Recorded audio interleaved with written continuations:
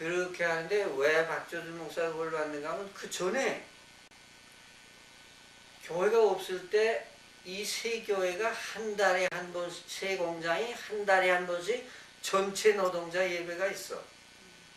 그때는 다 12시간이랬는데 일요일 날은 맞교대 하기 위해서 18시간 하고 바꾸고, 일요일 날은 그러니까 이제 저녁 때 들어가서 밤새도록 12시간이라고 오전까지 일하고 들어가는 거야. 그 맞교대 하기 18시간. 그리고 그 다음에 들어온 애가 또 18시간 일해야 이제 교대를 바꾸는 거야. 주야간 그 시프트를 바꿔서 하는. 그렇게 일할 때인데, 그 박조준 목사가 한 달에 목요일 한 번 와서 전체 노동자 설교. 그 다음 목요일 날은 또 공장에 가서 설교.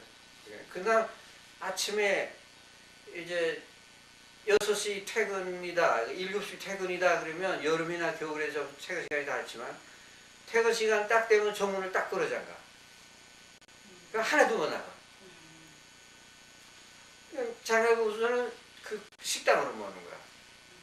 식당으로 몰면은 엄청나게 한 2,000명 그냥 모이고, 사장이 거기는 흐뭇할 거야. 목사가 봐도 야, 이게 얼마나 흐뭇하게 이 설교를 듣겠다고 이렇게 2,000명이 와서 앉아 있는데 얼마나 보람을 느끼겠어. 예?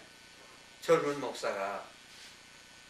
그러니까 근데 그러면 이제 가운을 툭 입고 목사가 맨 먼저 성역책 탁 입고 오면 그 뒤 사장 이봉수 장로 와요. 그 밑에는 또 그 사람 아들 전무가인데 이광수 장로가 따라와요.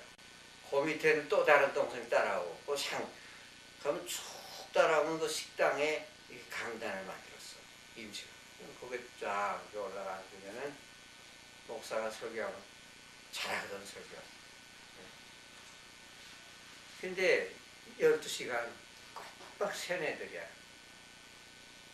12시간 한 잠도 못 자고 그냥 노는 것도 아니고 중노동한 거야. 그 피로라는 건 내가 그 회사에 몰래 들어가서 일해봤어.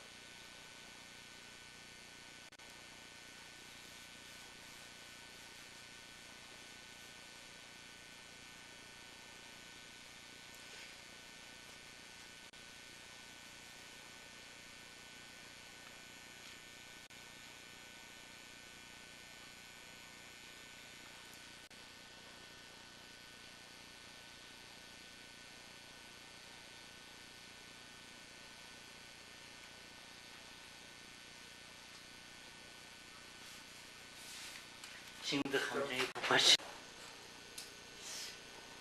그러니까 그거 일을 안 해본 사람 모른다고. 그게 시골 서울 나온 연하는 애들인데 그때는 또 애들이 미성년자 16살, 17살 이런 애들이 이거 나이를 속여가지고 언니 사진 붙여가지고 그런 애들이 많아. 그거 다 알아요 회사가. 그러면서도 불법이거든. 그거 다 알지만 그런 애들을 데려다가 싼 노동 시킬 수 있잖아. 그래서 하여튼 그렇게 해서 예배를 보는데 나도 그때 그 공장에 들어가서 몰래 노동할 때가 있었어. 예?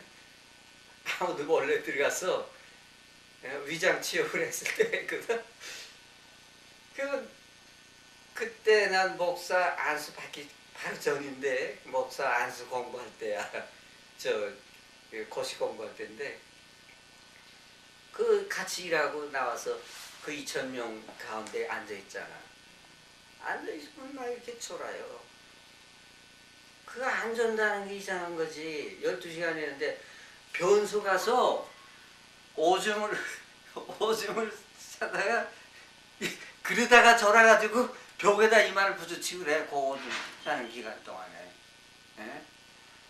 그걸 안 해본 사람이 참 알기가 힘든데 그런 고통인데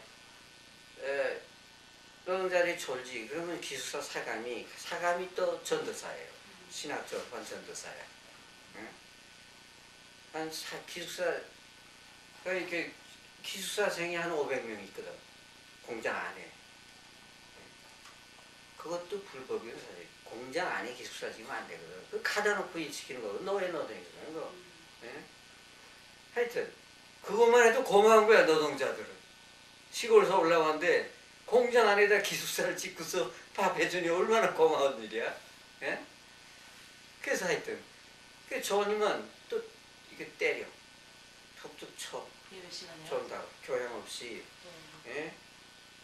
교양 없이 존다고 툭툭 치거든. 근데 그 남자들은 그 굉장히 불만을 막 얘기를 해. 새끼 예? 미친 새끼 저거 밤새도록 침대에서 자빠져 자고 와서 말이야 난 피곤한 거 자꾸 지랄한다 그러고 막 대놓고 욕 뒤에서 쭝얼대는 거지.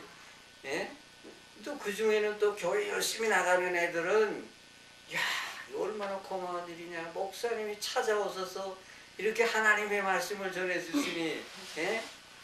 걔들은 다 모범사원으로 뭐 금가락지 받고 이런 애들이거든. 예? 하여튼 그렇게 하다가 그거를 교회를 짓고 하자 그래서 영흥교회가 생긴 거야. 영등포의 영흥교회의 역사가 그렇게 생긴 거야.